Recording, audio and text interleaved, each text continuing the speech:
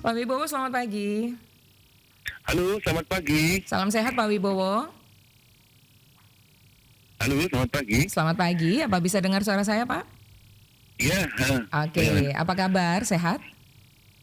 baik, sehat, alhamdulillah, ya. Ya, dan beberapa waktu lalu ini kami dengar Bapak Direktorat Lalu Lintas Polda NTT sudah menyatakan bahwa pihaknya siap untuk memaksimalkan penerapan Electronic Traffic Law Enforcement atau LT di NTT. Nah, bagaimana kemudian progresnya sampai dengan hari ini Pak Wibowo?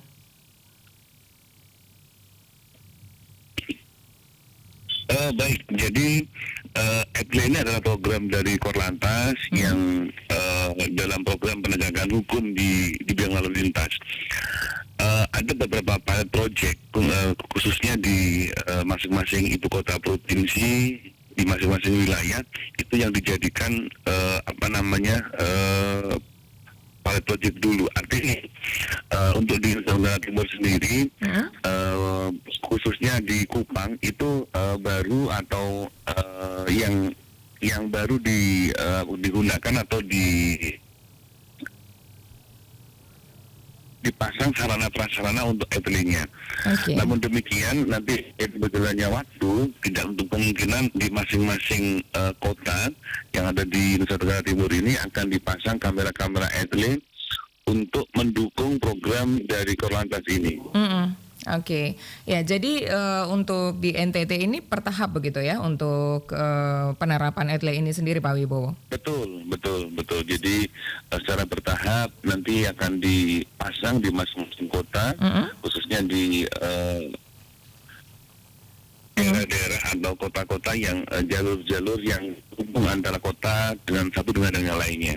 Ya, Pak Wibowo, untuk ETLE stasioner ini sarana dan prasarananya di NTT apakah sudah memadai, sudah siap untuk action atau Sudah. apakah masih ada kendala? Jadi, Sudah siap ya? di NTT sendiri untuk sarana prasaranya ETLE ini sudah ada dan sudah terkonek dengan Korlantas.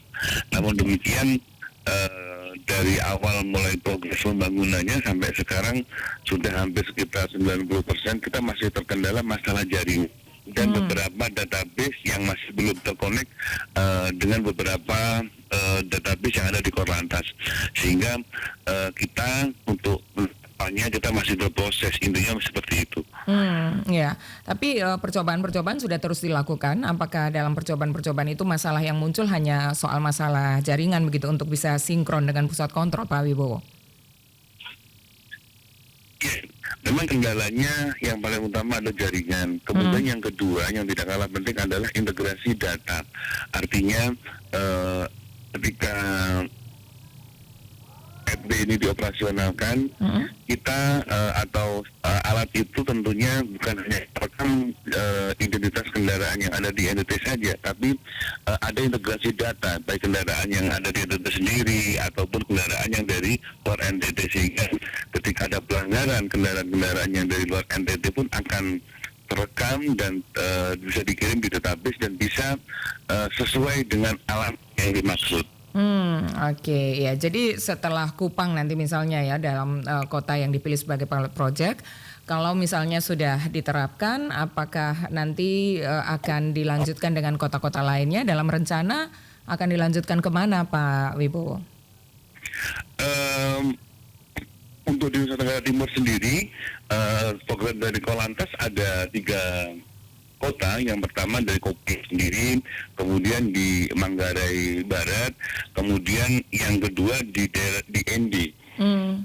Oke, jadi tahapan selanjutnya ini di Labuan Bajo dan juga di ND begitu ya Pak ya? Iya, betul. Untuk pemilihan 2 kota ini apakah ada alasan tertentu? Kalau misalnya Labuan Bajo mungkin karena sebagai daerah wisata premium begitu ya. Lalu kemudian ND apakah alasannya seperti apa Pak Wibowo? Sebenarnya untuk pemilihan lokasi sebenarnya tidak ada yang khusus sebenarnya. Namun kita mencoba dengan 3 lokasi tersebut nanti untuk jaringan akan lebih stabil atau bagaimana, nanti kita evaluasi. Itu untuk persyaratan khusus tidak ada sebenarnya. Oke, ya. Jadi memang ini ketempatannya memang di 3 lokasi ini begitu ya untuk uji coba di NTT.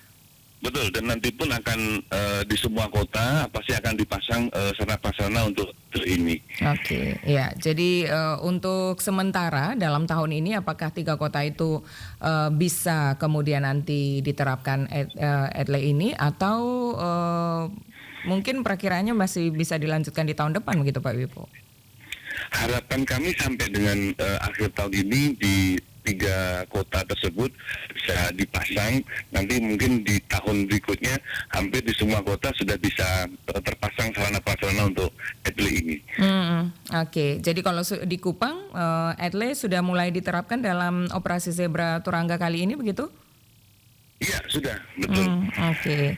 Ya, nah untuk diketahui masyarakat terakhir nih Pak Wibowo, untuk tilang elektronik ini bagaimana kemudian teknisnya dan apa yang harus dilakukan masyarakat sehingga masyarakat ini bisa bersiap-siap. Apakah perbedaan sangat mencolok dengan tilang manual atau seperti apa Pak Wibowo? Silakan disampaikan. Jadi sebenarnya tilang elektronik ini adalah sebuah terobosan yang dilakukan oleh Korlantas untuk meminimalisir kontak atau hubungan antara pelanggar dengan petugas. Maksudnya hubungan dalam hal ini ketika ada pelanggaran, petugas yang menginput saja pelanggaran yang dimaksud. Kemudian untuk proses berikutnya nanti masyarakat bisa langsung membayar denda tersebut menggunakan mobile banking atau bisa datang ke bank. Artinya sentuhan antara petugas dengan pelanggar itu bisa diminimalisir. Harapannya bahwa hal-hal yang tidak diinginkan, maksudnya yaitu mungkin pungli yang dilaksanakan petugas atau mungkin masyarakat yang hendak memberikan sesuatu yang kurang pas, itu bisa dikurangi dan juga bisa memakan dan bisa juga memangkas birokrasi yang mungkin kalau di sistem yang lama itu kita harus sekian waktu lama kita harus berproses. Tapi kalau tilang elektronik ini begitu kita diberikan nomor BRIFA, begitu juga kita bayar, begitu juga kita bisa langsung mengambil barang bukti yang disita oleh petugas. Jadi ada birokrasi yang dipercepat atau birokrasi yang lebih efektif dalam penggunaan EDLE ini. Oke, jadi itu perbedaannya ya antara EDLE yang manual dan juga elektronik. Pak, mudah-mudahan semua persiapan ini berjalan dengan lancar untuk penerapan EDLE di NTT ya. Kami juga mohon update informasinya melalui RRIND juga nanti Pak.